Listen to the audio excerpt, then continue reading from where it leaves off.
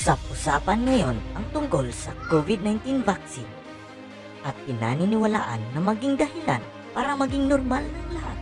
Sa bidyong ito, makikita natin kung paano nga ba gumagana ang bakuna laban sa COVID-19 virus. Sa panahon kung mayroon tayong COVID infection, ang virus pumapasok sa ating cell sa pamamagitan ng spike protein. At ito na ang simula ng infeksyon. Ang bakuna ay mRNA na nagbibigay ng tagubilin para gumawa ng spike protein at magsimula na siyang gumawa ng antibodies laban nito.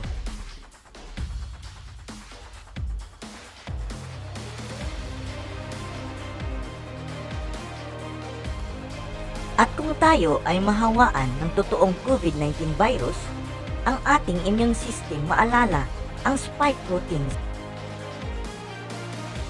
at ang nagawang antibodies nito ay haharangan ang virus, kaya imposibleng makapasok sa ating mga cell para magsimula ng impeksyon.